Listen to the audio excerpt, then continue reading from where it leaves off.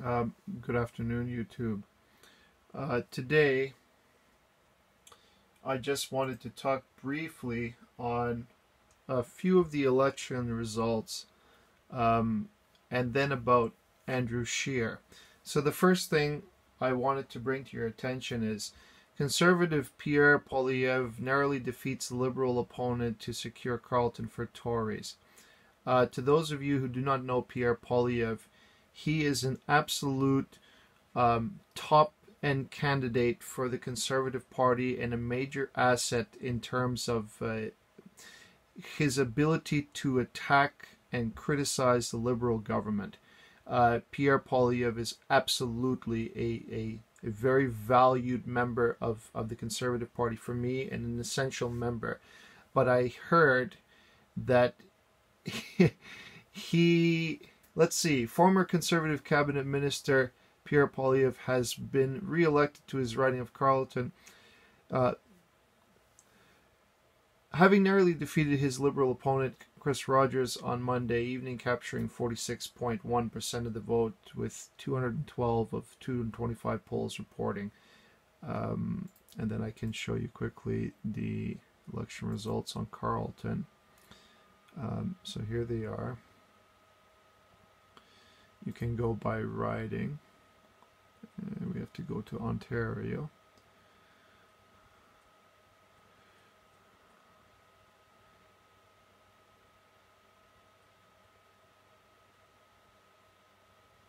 Come past it. Here it is. Okay. So 31,637 votes versus 25,934 for Chris Rogers. I wouldn't say that's a paltry amount. That's a decent amount to defeat his opponent. But you know, sometimes these things are spun a little bit. But to get back to Poilievre, here is a speech that he made, which we'll quickly play.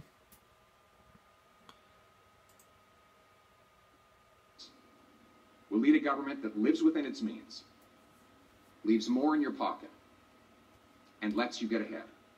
Only the Conservatives will deliver a universal tax cut, lowering every single taxpayer's bill at tax time, on average by $850 a family. Only the Conservatives will get rid of the carbon tax to lower gas and grocery prices and take GST off home heat. Only the Conservatives have a plan to leave more money in your pocket to let you get ahead. So Poilievre is the man famous for coining the phrase carbon tax cover-up. And it is a cover-up because many of you know the carbon tax that Trudeau plans to implement will increase to $200 a ton, I think, by 2025 or 2024. Making it extremely expensive to heat one's house, pay bills for driving and so on, for your gasoline and whatnot. It's going to be a dog's breakfast for sure. Just a few words on it. If Poilievre had lost, the Conservatives would have lost a major asset. He has done a great deal, he himself, Poilievre, has done a great deal of attacking on the Liberal stance, the illegal matters that were happening, all the scandals. Poilievre was right there. His YouTube channel was particularly entertaining. I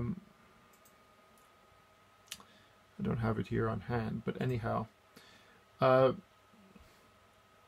me just say this. I think Andrew Scheer should resign. You see, Keenan Bexty and Ezra Levant talked on the Rebel News last night, and they asked, well, Keenan asked, what is it about, I think it was Keenan, what is it about Andrew Scheer that makes him special, that makes him stand out? What did he actually run on besides a few tax credit policies and so on?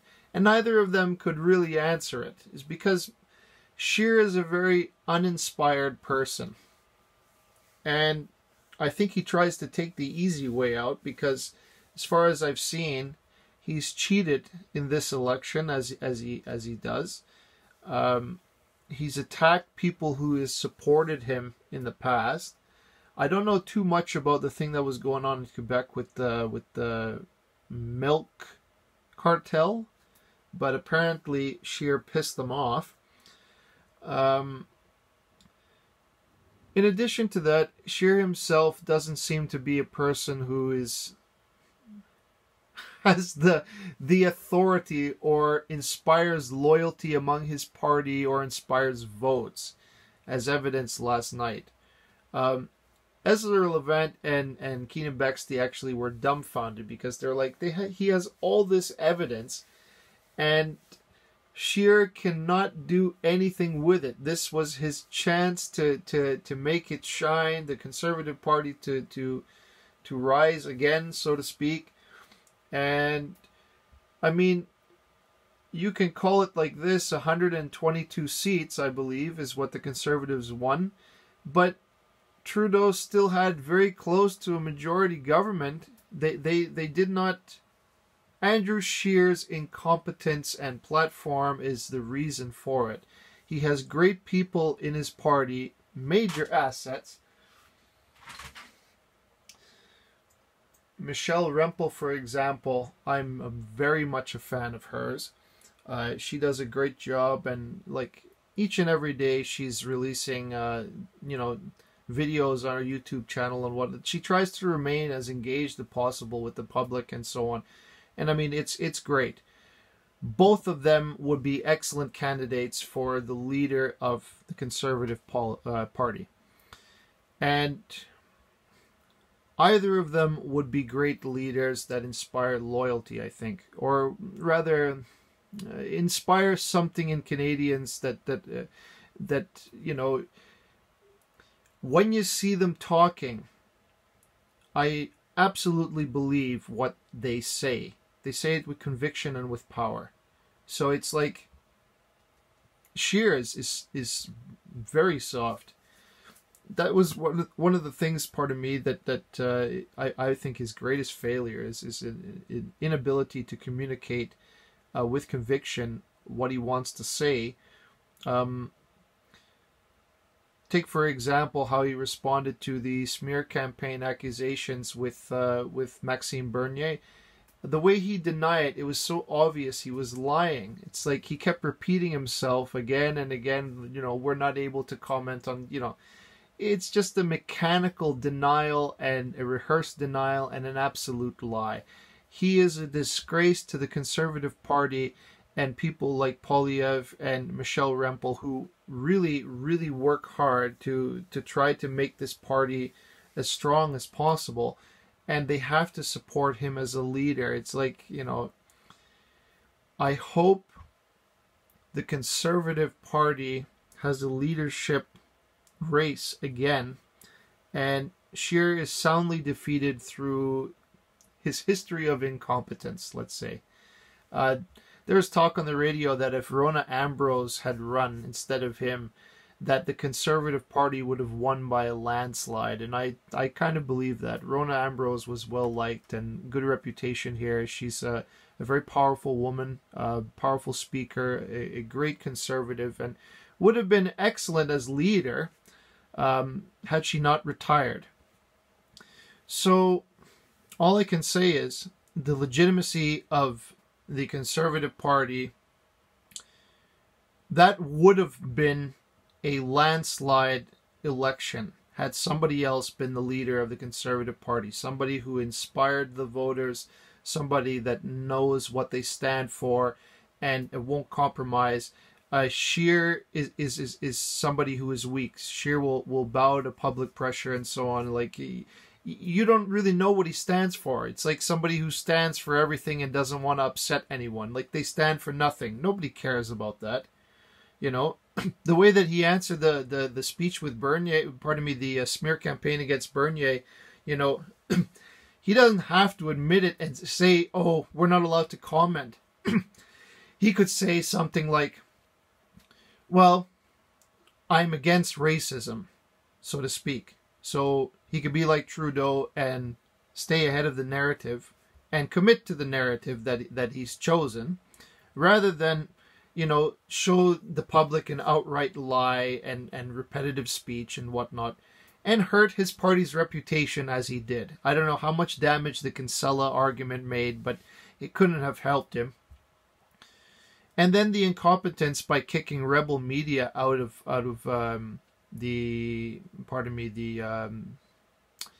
wasn't a rally. It was sort of like a meeting, and having David Menzies arrested. That kind of incompetence, especially on the only media platform that outright supports you, is just how it shows how out of touch Scheer is with his own people. And I think the reason Canadians didn't really support him most of all is because they felt that he was out of touch with them, and they couldn't relate to him, and they couldn't support his message because he is not, it looks like he doesn't believe in what he's saying. It sounds rehearsed, it sounds very soft, I wholly place blame on the shoulders of Andrew Scheer for the election results last night. I don't believe he worked even hard enough to make the election happen in his favor. I don't believe that what he needs is actually acting lessons or speaking lessons, so that he can come across as somebody who is more a powerful leader, somebody who actually believes what they say. It was funny that they were talking about Scheer yesterday, his demeanor, and people are surprised to find out that Scheer is 6'4", because the way that he represents himself as like somebody who doesn't have that kind of stature. He's very soft, very gentle, too much nice, like he needs some pepper, some like it. You cannot be leader of a country and you don't have something special to offer to the people, but especially that kind of authority to associate with a leader. This is a person that you can stand behind. It cannot be Scheer.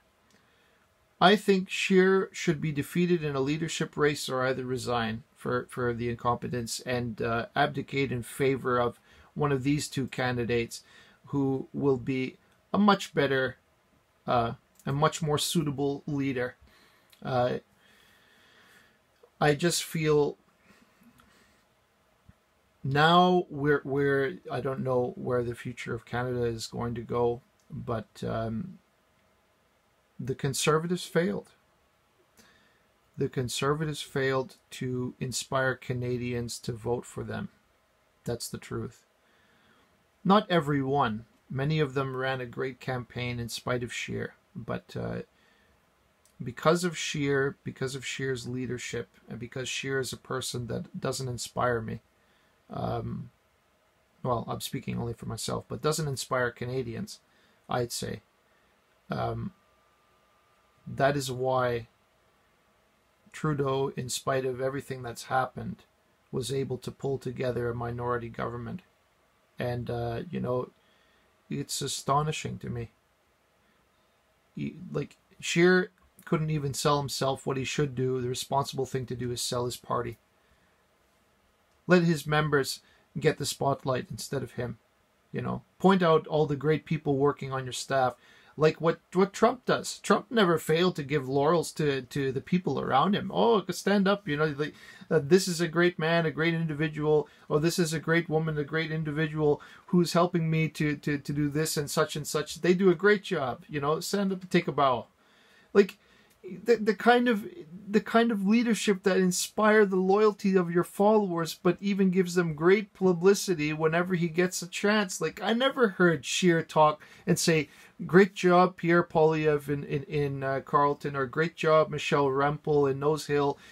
Thank you for supporting me in this moment." Never. I don't recall it once. And these are only two great ones. There are many in the Conservative Party that deserve that respect and that kind of congratulations. I love Maxime Bernier. That the first thing out of his mouth is thank you to the supporters, his